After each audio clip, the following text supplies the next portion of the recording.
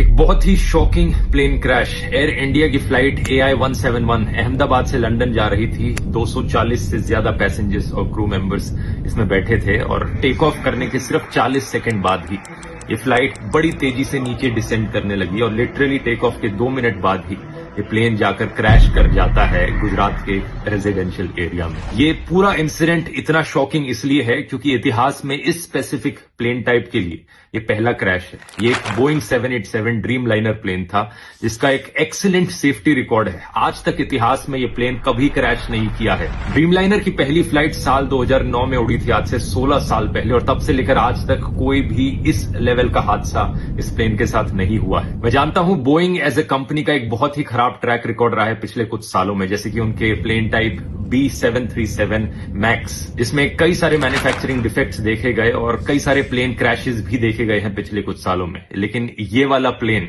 वो नहीं था। इस प्लेन का स्पेसिफिक कोड नंबर VTANB था, जिसे आप इंटरनेट पर जाकर सर्च करोगे तो सारा डेटा मिल जाएगा। ये 11 साल पुराना प्लेन था, कोई ज्यादा पुराना प्लेन नहीं था। ड्रीम लाइनर्स का लाइफ स्पैन 20 से 30 साल तक का होता है। जो पायलट इस प्लेन को उड़ा रहे थे, कैप्टन सुमित सबरवाल, उनका खुद का भी 8200 फ्लाइट आवर्स का फ्लाइट एक्सपीरियंस था, जो कि बहुत अच्छा होता है। तो पायलट भी इनएक्सपीरियंस नहीं थे। अगला सवाल आपके दिमाग में आएगा कि क्या वेदर खराब था? ऐसा भी नहीं था। 1:30 बजे दोपहर के ये क्रैश हुआ। वेदर कंडीशंस अगर देखी जाए तो लगभग 40 डिग्री सेल्सियस के आसपास का तापमान था। कोई ज्यादा तेज हवाएं नहीं चल रही थी। विजिबिलिटी जो थी बहुत ही अच्छी थी, 6 किलोमीटर से ज्यादा की विजिबिलिटी। तो ऐसे में सवाल उठता है कि यहां प्रॉब्लम कहां पर हुई। इसका असली जवाब हमें जल्द ही पता लगेगा। अभी प्लेन के ब्लैक बॉक्स से इंफॉर्मेशन को रिट्रीव किया जा रहा है, लेकिन मोस्ट लाइकली ये पूरा हादसा एक बहुत ही भयंकर टेक्निकल फेलियर का लग रहा है। क्या यहां पर कोई इंजन फेलियर हुआ है मेंटेनेंस फेलियर की वजह से? इसका असली जवाब तो हमें तभी पता लगेगा जब ब्लैक बॉक्स को रिट्रीव करके